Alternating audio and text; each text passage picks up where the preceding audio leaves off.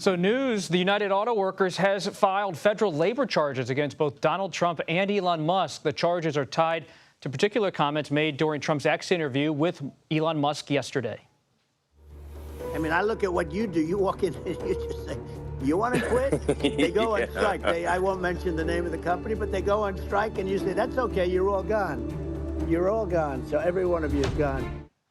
A senior advisor for the Trump campaign released a statement saying, in part, quote, this frivolous lawsuit is a shameless political stunt intended to erode President Trump's overwhelming support among America's workers. Elon Musk has not yet responded. Well, let's talk to Shawn Fain, the president of the United Auto Workers Union. Shawn, good to have you here on America Decides. We've covered you a lot over the past year.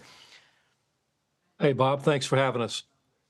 So tell me about the decision to do this. You're either watching or informed about the comments made by Musk and Trump, and you decide to file these federal labor charges. What was behind the decision and to do it so quickly?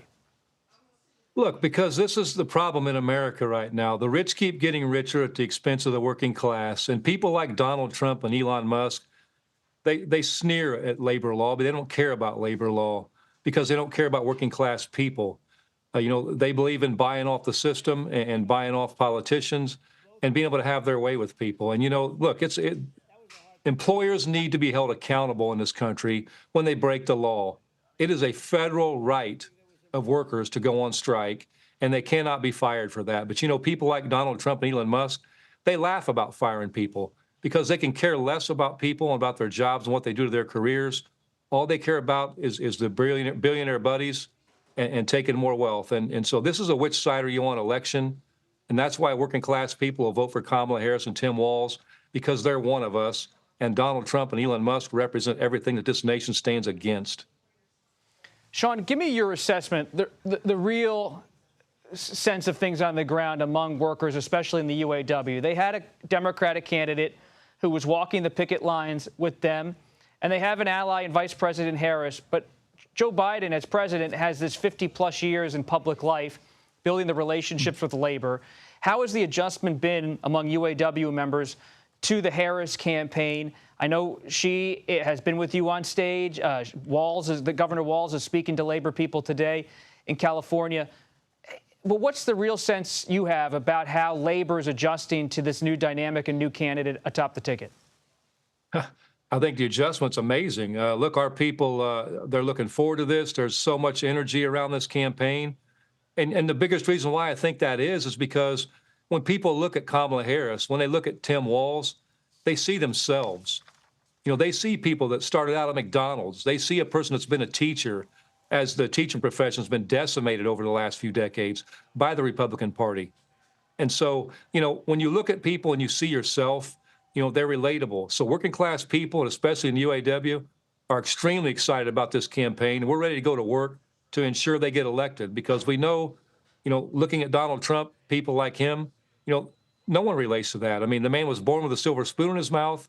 Daddy gave him millions to start out, and Daddy bailed him out of, service to this country, and that's been his story in life. He serves no one but himself. Meanwhile, Kamala Harris, Tim Walz, they've spent their lives serving others, and that's what this election is about, is working-class people taking their lives back. Shawn, last time we caught up, we were in Chattanooga, Tennessee, and you've been working to unionize different automobile plants in Tennessee and elsewhere. And you look at the political map, a lot of the political map and some of these emerging battlegrounds in the Deep South and the South overlap with your targets as a labor leader.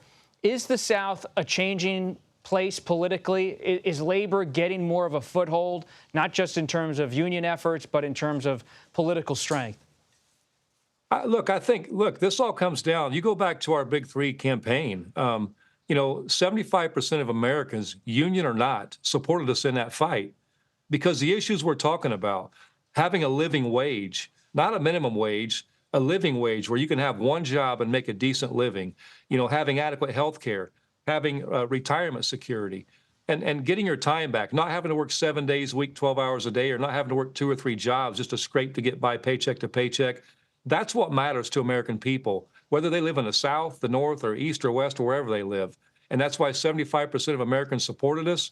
And that's why workers are understanding now the reason why they need to organize.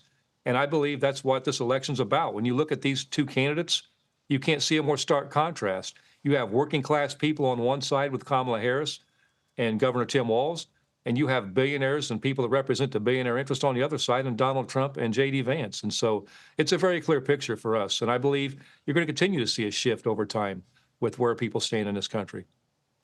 You mentioned billionaires a lot in your public remarks here in our conversation as well, but there is a push by the Trump campaign to connect with labor, especially on the issue of immigration, talking about the border, framing that as an economic argument for workers across the country as a reason to go with Republicans. And Republicans hosted the Teamsters at the Republican National Convention. When you are encountering a UAW member who says, and I've met some of them covering the UAW, who says, look, I'm a traditional Democratic voter, but I like what Trump's saying on immigration. That's pushing my vote toward him. What do you say? Well, I say, first off, Donald Trump is all talk, and that's all he's ever been. He's no action. You look at workers when Donald Trump was president in the UAW, they were left behind. Plants were closing in this country.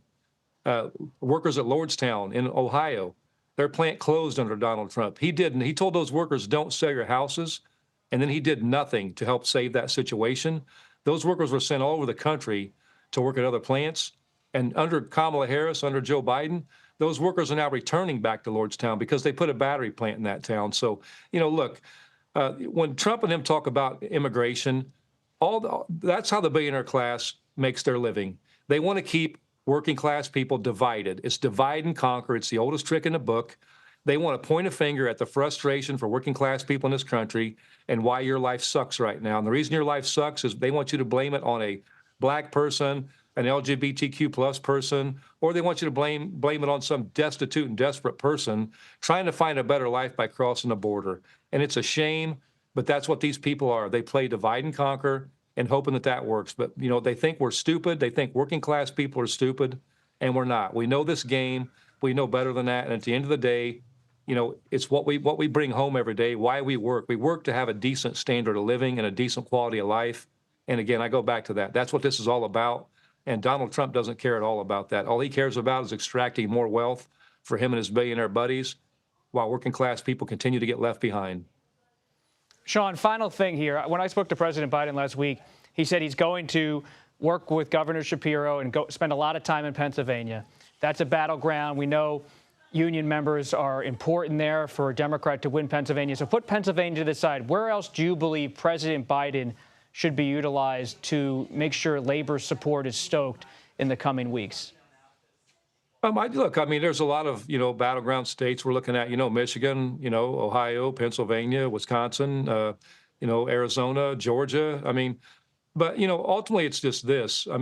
I believe it's just talking about the successes of the Biden-Harris administration and what they've done to bring jobs to America, something Donald Trump didn't do. Donald Trump likes to talk about the auto industry and how he's going to save it.